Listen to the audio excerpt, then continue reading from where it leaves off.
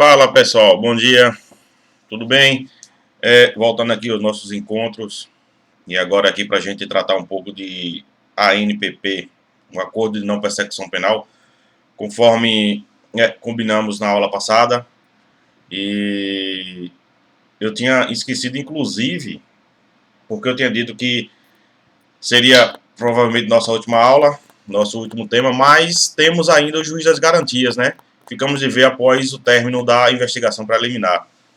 Então nós vamos ter essa aula e provavelmente mais uma ou duas com relação a juiz das garantias, que é um tema bastante importante, novo, produzido pela Lei 13.964, assim como o pacote, assim como o acordo de não persecução penal. E nós vamos ver, inclusive, aí nessa unidade, porque, inclusive, eu guardei para depois da investigação preliminar, por ser mais interessante, ser didaticamente melhor. Ok? E o acordo de não persecução penal? Na verdade, ele foi introduzido agora na lei, no Código de Processo Penal pela Lei 13.964, 2019, o pacote anticrime, mas ele não tem assim também essa novidade toda, porque já era previsto essa possibilidade na resolução 181 do Conselho Nacional do Ministério Público, artigo 18. Eu já tratava dela em sala de aula há uns um ano atrás, 2 anos atrás mais ou menos.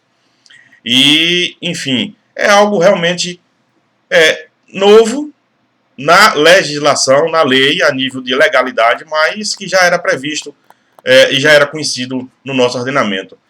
Inclusive, havia discussão com relação à resolução 181, precisamente com seu artigo 18, que previa a possibilidade do acordo de não persecução penal, se era ou não constitucional. Então, tinha duas correntes, havia realmente um debate até meio que fervoroso, mas superou essa discussão, está superada aí, porque agora está previsto na lei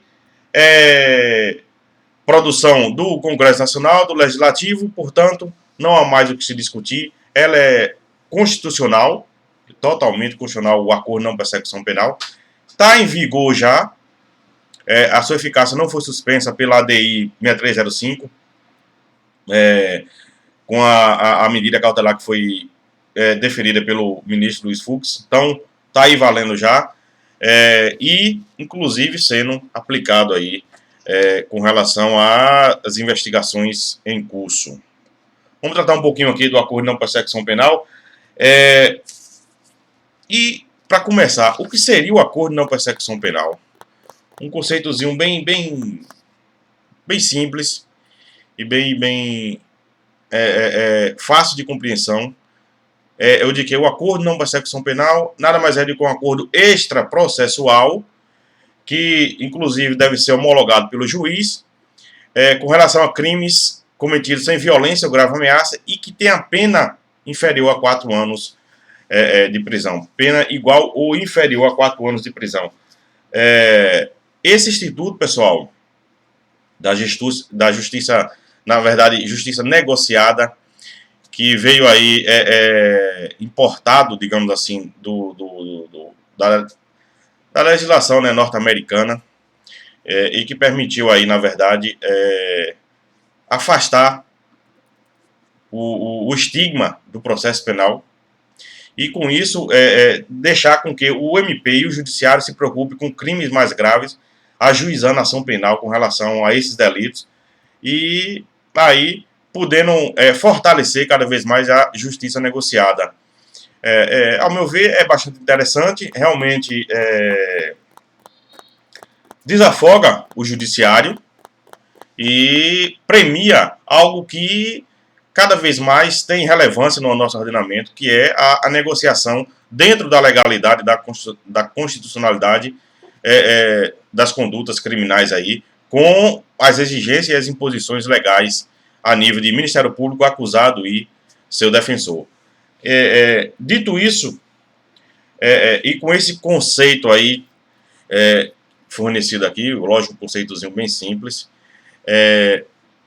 qual é a previsão legal aqui?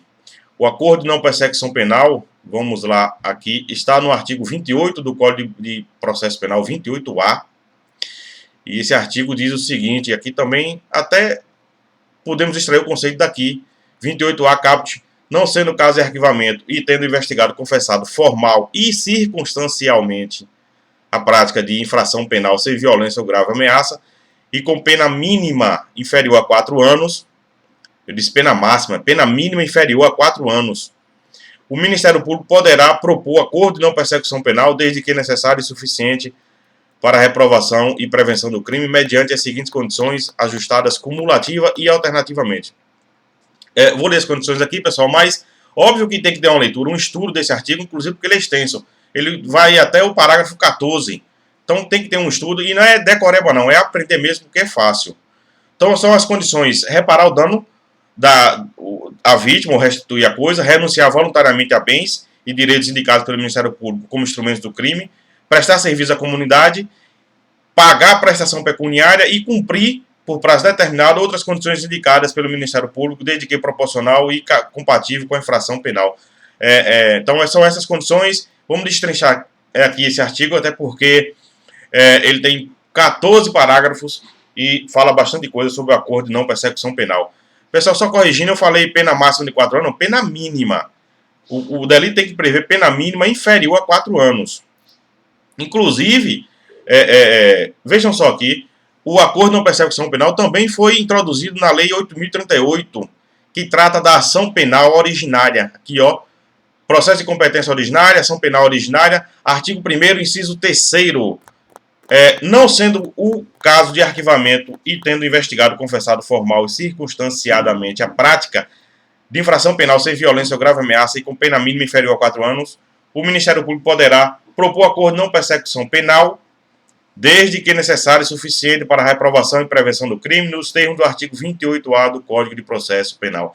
Isso significa que quem possui foro por prerrogativa de função responde, obviamente, perante o tribunal competente e tem direito também a celebrar acordo de não persecução penal, porque a Lei 8.038 é a lei que rege o procedimento das ações penais originárias, ações penais que são ajuizadas contra a pessoa que possui foro por prerrogativa de função.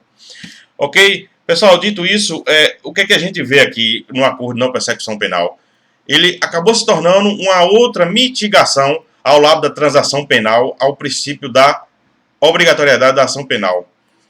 A gente viu que, e a gente sabe que, quando presentes indícios de autoria e prova da materialidade, por conta do princípio da obrigatoriedade da ação penal, o Ministério Público é obrigado a oferecer denúncia. Ele não tem escolha nesse sentido. Mas acaba por ser uma exceção aí, juntamente com a transação penal, como eu disse, ao princípio da obrigatoriedade da ação penal, o acordo de não persecução penal. Aí ele se aproxima muito do princípio da oportunidade. Percebam, a depender da oportunidade da situação, o MP, preenchido os requisitos legais, oferece o acordo de não persecução penal e aí deixa de oferecer denúncia, deixa de deflagrar ação penal. Por falar nisso, voltemos aqui à redação do artigo 28 do Código de Processo Penal. Olha o termo que aqui usa. O Ministério Público poderá aqui propor o acordo de não persecução penal. Aí a gente vê que é uma faculdade ou é um dever?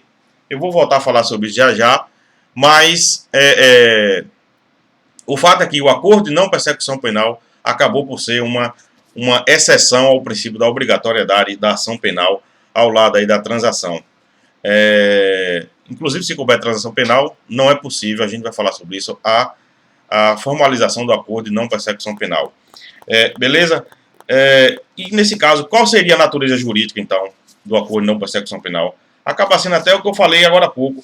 É um negócio jurídico extraprocessual. O acordo de não persecução penal é um negócio jurídico extraprocessual que depende da homologação do juiz.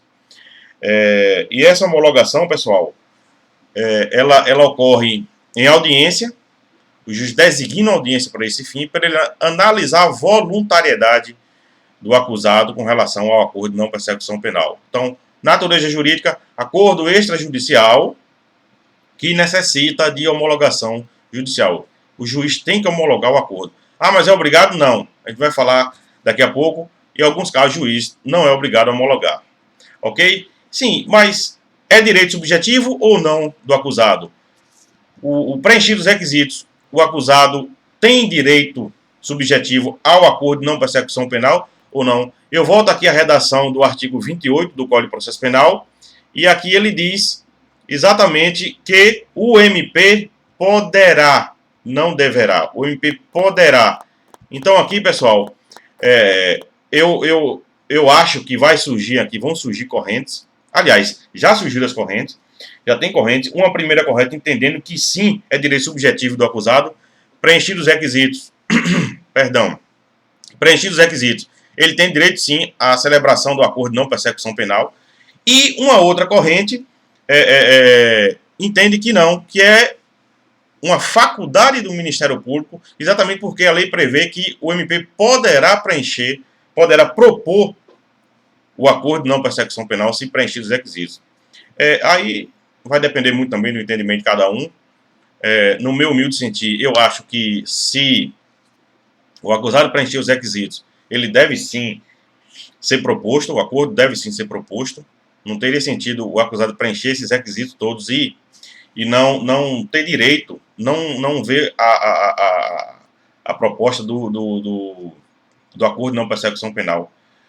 E aí é o caso também, inclusive, de preencher os requisitos e não proposto o acordo de não persecução penal. É a hipótese até, ao meu sentir, de provocar a atuação do Procurador-Geral de Justiça, por parte até do juiz.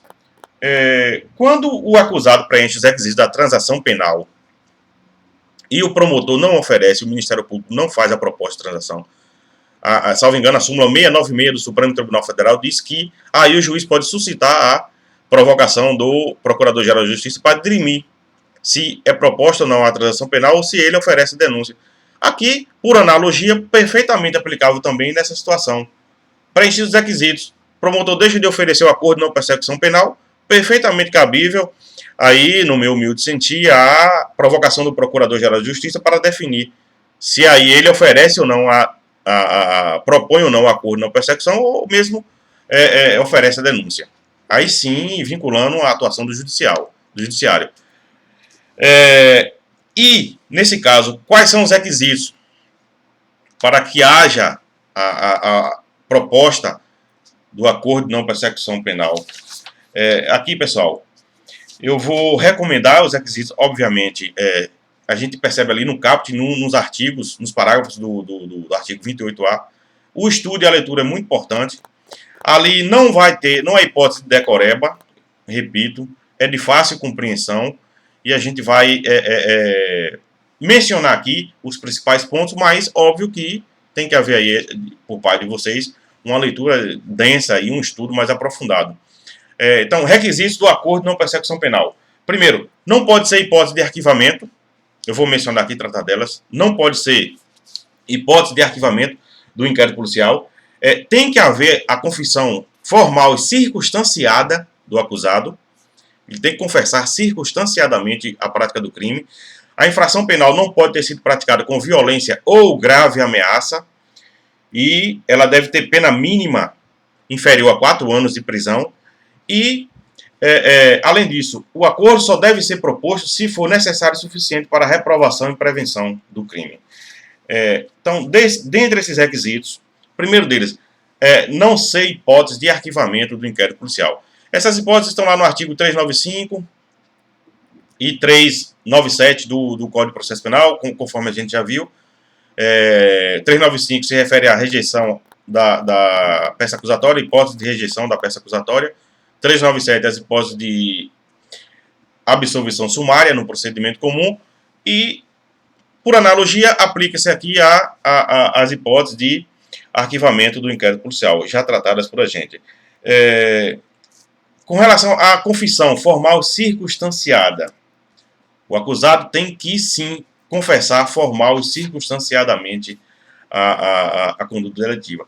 A questão aqui, pessoal, é o seguinte, que 2 pontos importantes para tratar. Primeiro, a confissão, isso aí eu sugiro fazer uma anotação no caderno de vocês, a confissão não gera culpa do acusado. Ele não vai se tornar ali culpado com essa confissão.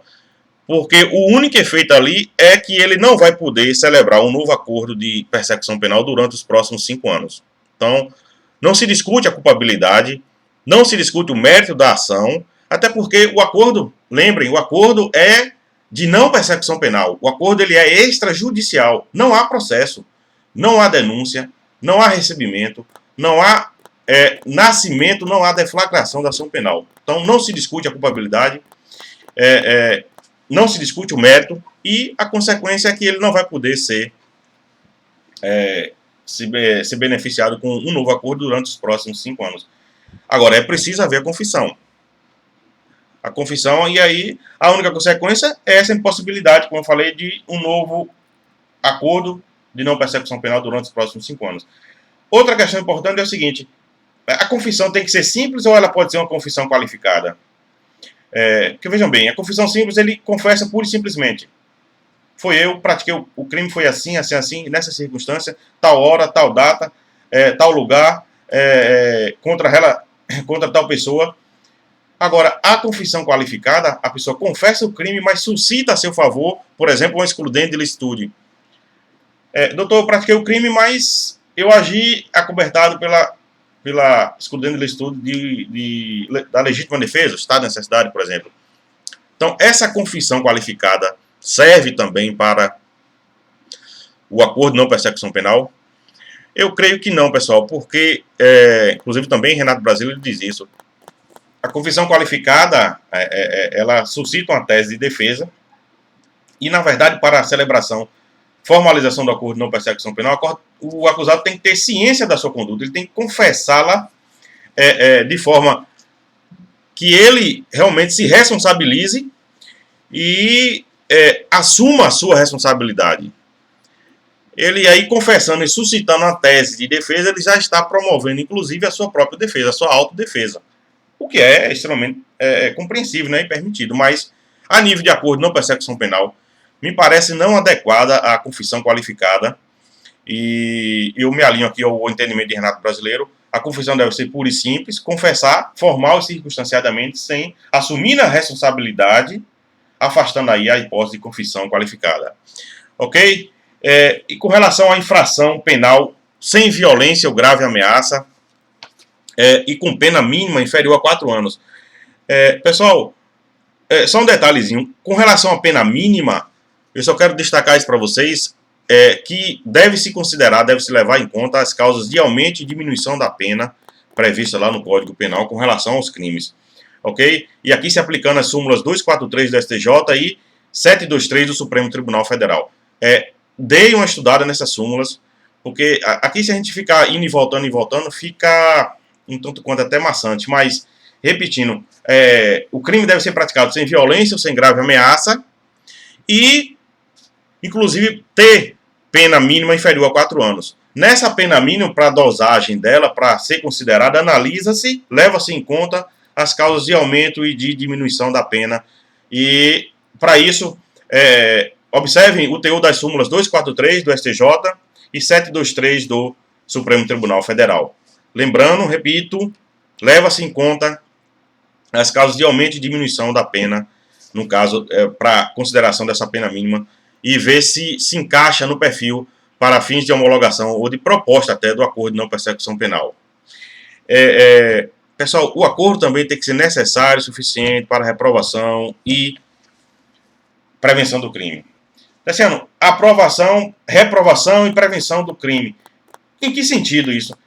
Pessoal, vejam bem, analisa-se nesse momento, até como norte, como balizas, o artigo 59 do Código Penal, que vocês já estudaram, e ali pode-se extrair se haverá uma reprovação e prevenção do crime com base na conduta social, nos antecedentes, na culpabilidade, com base no perfil, nos motivos, nas circunstâncias do crime em que foram praticados ou praticados pelo acusado. Então, assim, esse critério, esse requisito de o acordo ser necessário para a reprovação e prevenção do crime pode ter como norte, e o indicativo é realmente ter como norte o artigo 59 do Código Penal, que baliza ali as circunstâncias para a dosimetria da pena, da primeira fase da dosimetria, e realmente é um excelente guia para se se nortear na confecção do acordo de não persecução penal.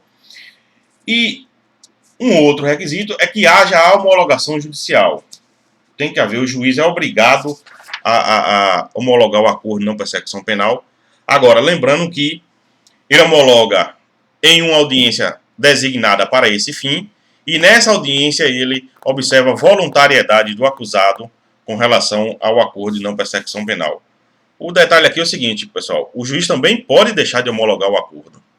Se ele entender que não houve voluntariedade, ele pode sim, eventualmente, se houver algum constrangimento, alguma, entre aspas, alguma forçação de barra, ele pode sim deixar de homologar o acordo.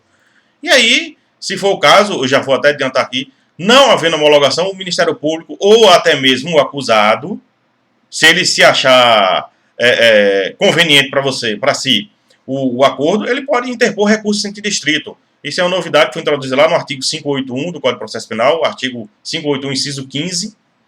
E, não havendo homologação, qualquer das partes pode interpor recurso em sentido estrito.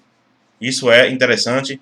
Mais à frente vocês vão estudar isso, mas já adiantando, o combate à não homologação do acordo de não persecução penal é por meio do recurso em sentido estrito.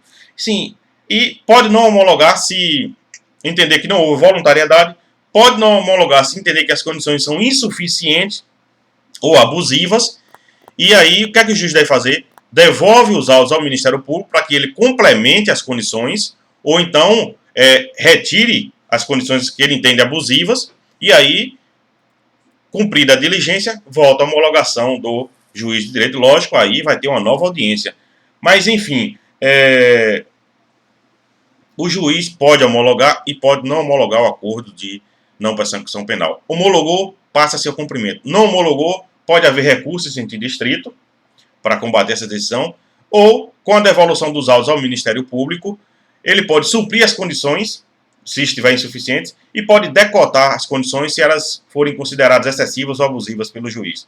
Agora percebam aqui um detalhe da lei, que me parece um tanto quanto inadequado e, na verdade, um grande equívoco do nosso legislador foi que, com a homologação do acordo de não persecução penal, os autos são devolvidos ao Ministério Público para que ele inicie a execução perante o juízo da execução penal. Pessoal, percebam aqui a dimensão da coisa. Os autos são devolvidos ao Ministério Público para que ele inicie a execução junto ao juízo da execução penal. Execução penal, pessoal, está executando pena. Acordo de não persecução penal, não há pena, não há aplicação de pena. Não há nem deflagração da ação penal. Não há nem início do processo. Não há discussão da culpabilidade. Como é que se vai discutir? Como é que se vai executar a pena se não há aplicação de pena, não há processo e perante o juiz da execução penal? Me parece aqui um equívoco, um erro crasso do legislador. E, na verdade, para mim, a fiscalização do cumprimento do acordo de não persecução penal deveria ser exercida pelo próprio Ministério Público, com os autos de posse, e, de alguma forma, aí buscando fiscalizar o cumprimento do acordo com relação ao acusado. O acusado prestaria conta ao Ministério Público e não ao juiz da execução penal.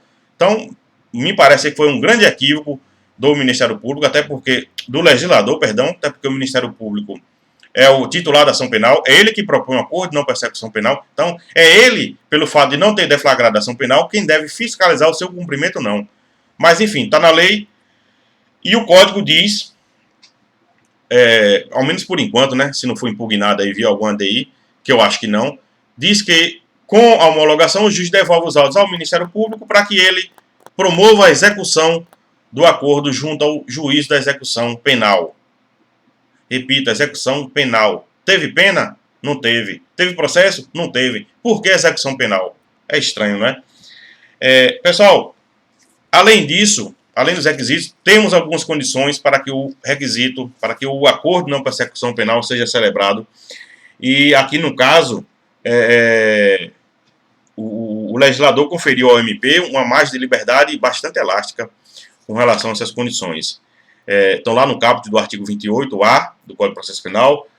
São elas a reparação ou restituição do dano à vítima, vou repetir aqui, renúncia voluntária a bens, prestação de serviços à comunidade ou entidades públicas, pagar prestação pecuniária ou entidade pública à entidade pública de interesse social e cumprir outras condições entendidas razoáveis pelo Ministério Público.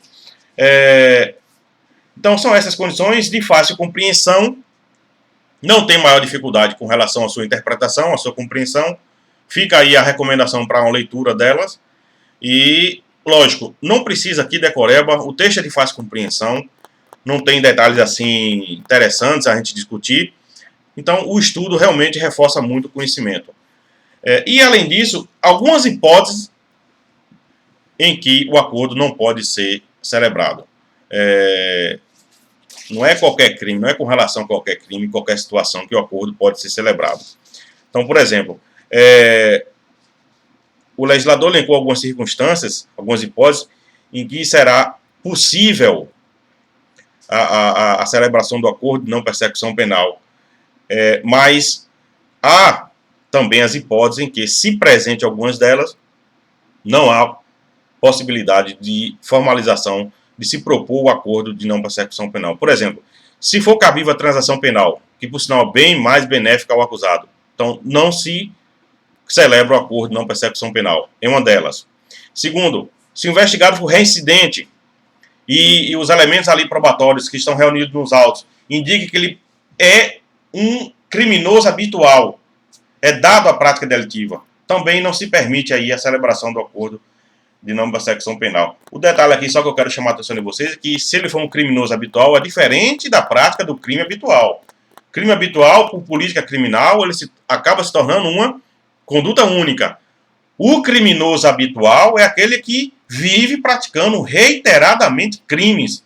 Ele é dado à prática delitiva, ele vive aí da prática de delitos. Ele tem um perfil acentuado de viver praticando aí delitos e não um crime habitual. Então, só para chamar a atenção disso, para fazer essa diferença. Além disso, pessoal, não pode ser celebrado o acordo de não persecução penal se o acusado for beneficiado nos últimos 5 anos com a transação penal e com um acordo de não persecução penal. É óbvio que acordo de não persecução penal, como ele entrou em vigor agora, 23 de janeiro, ninguém foi beneficiado com ele nos últimos 5 anos. Aliás, já deu tempo, né? A verdade é essa, nós estamos aqui em abril, já deu tempo de já ter havido um acordo de não persecução penal e a pessoa já ter reincidido e praticado outro crime. A verdade é essa. Então, nesse caso, não é possível. E se foi beneficiada com a transação penal, também não é possível celebrar acordo de não persecução penal. E uma última hipótese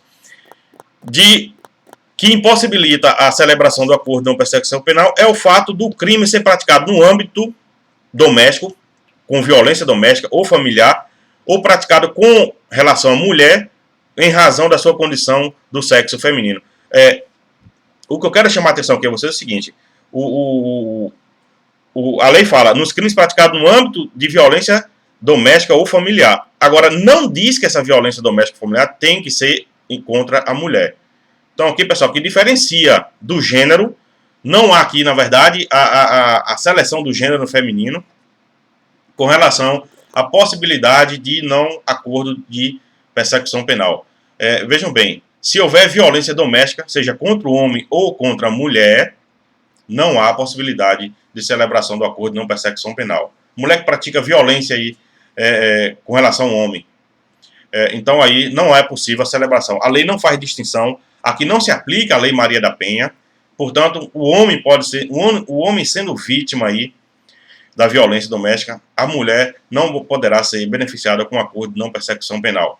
Ok? Princípio da isonomia aí, e aqui igualando ambos os gêneros, masculino e feminino. Cumprido o acordo de não persecução penal, pessoal, o que é que acontece?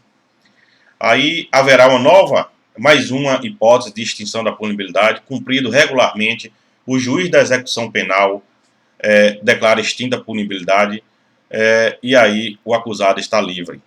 Então, além do artigo 107 do Código Penal, tem um elenco de extinção da punibilidade, mais essa aí prevista com relação ao acordo de não persecução penal, prevista no Código de Processo Penal, no sentido de que, cumprido o acordo, o juiz extingue a punibilidade. E qual é o efeito da celebração do acordo? Primeiro, ele não gera reincidência ou maus antecedentes, isso é muito importante. Acordo de não persecução penal não gera nem reincidência e nem maus antecedentes, sendo a sua última consequência, sua única consequência, ou seu único efeito, que eu já disse, que é de inviabilizar ou impossibilitar a celebração de um novo acordo de não persecução penal durante os próximos 5 anos com relação a esse acusado.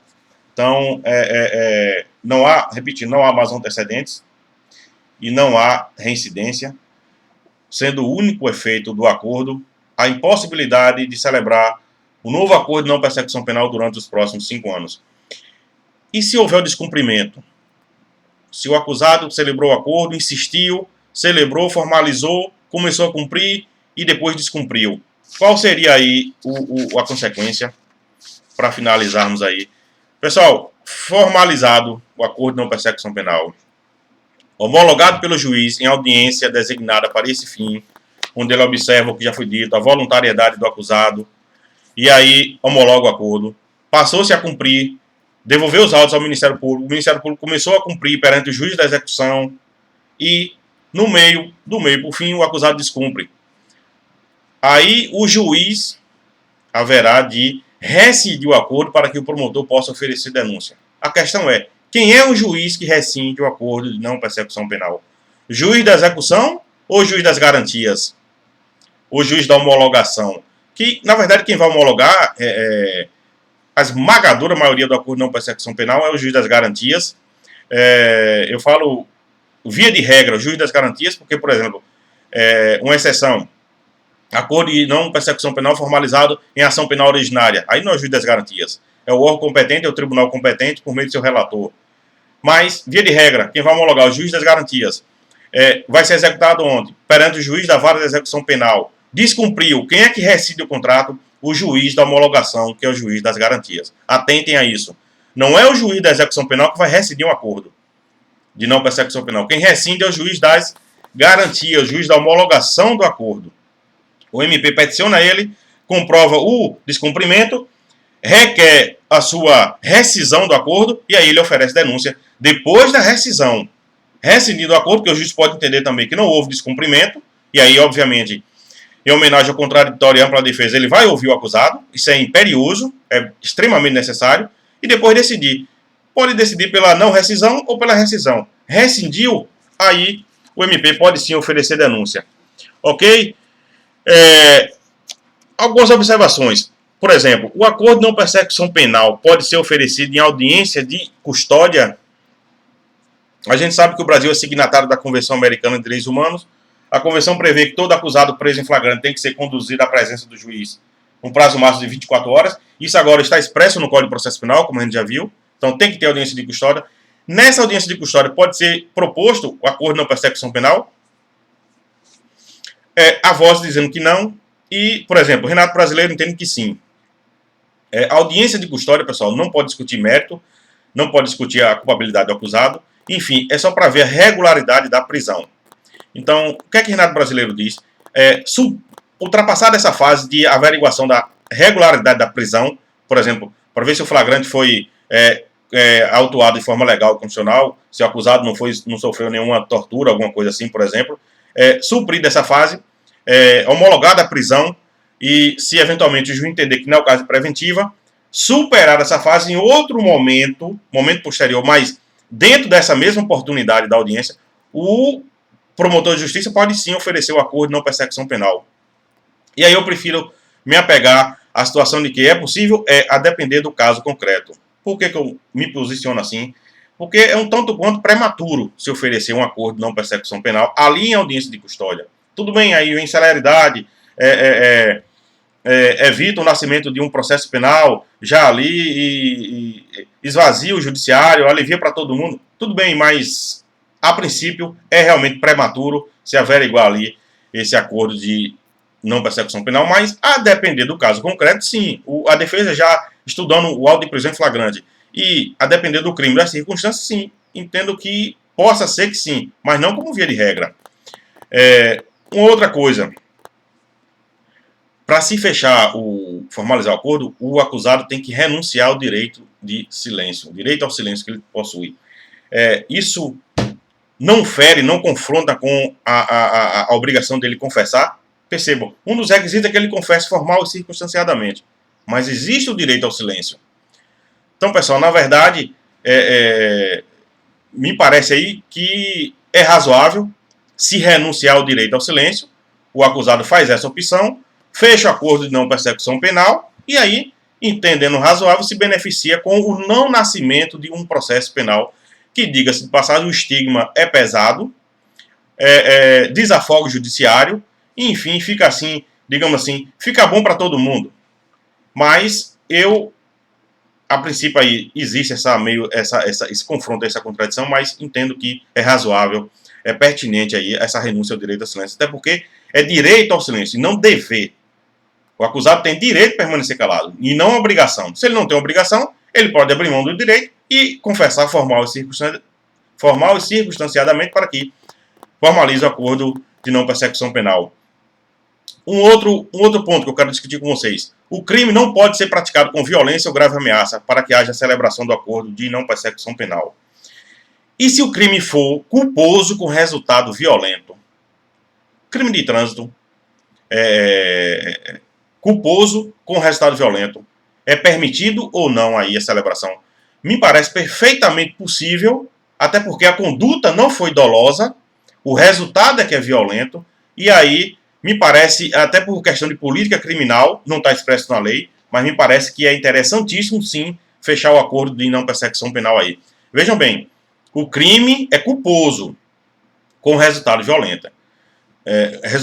Percebam, o dolo está na conduta, a conduta aí não é violenta, porque há culpa, e aí o acusado agindo com imperícia, imprudência ou negligência comete um crime culposo, mas o seu resultado é violento. Me parece razoável, sim, celebrar o acordo de não persecução penal aí, porque não houve violência na conduta do acusado. O resultado é que é violento. Inclusive, a doutrina bastante grandes nomes aí se inclinando nesse sentido. Um deles, inclusive, Renato Brasileiro, que eu sempre menciono aqui.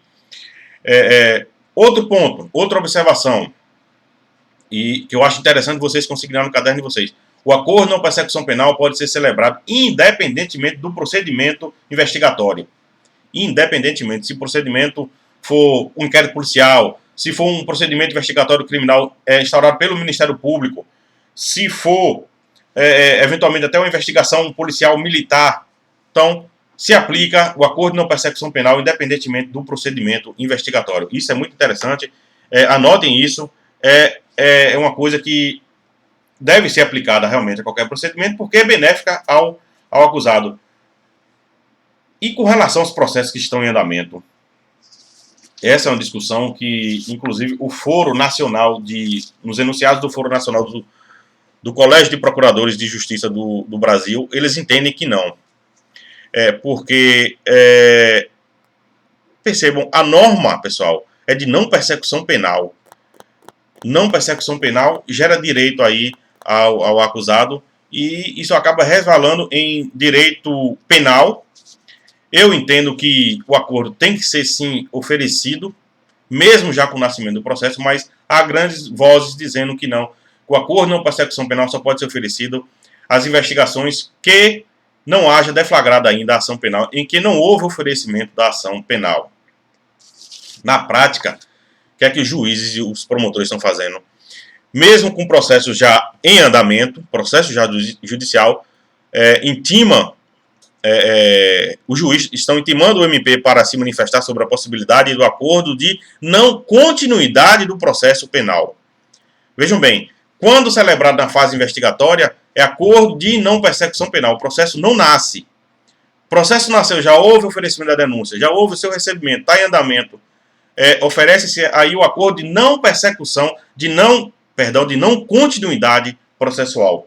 Na prática está acontecendo isso. Me parece louvável, a depender aí dos requisitos, preenchidos os mesmos requisitos, porém o processo já nasceu. Então o acordo não seria mais de não persecução penal, mas pode ser de não continuidade. Isso é muito interessante, está se ocorrendo aí na prática, mas não há previsão legal. Então, pessoal, a gente fecha aqui o acordo de não persecução penal, conforme tínhamos combinado. Eu vou ainda gravar mais uma aula a respeito de juiz das garantias, e aí a gente fecha o conteúdo da nossa primeira unidade, da nossa primeira prova. Ok? Forte abraço a todos.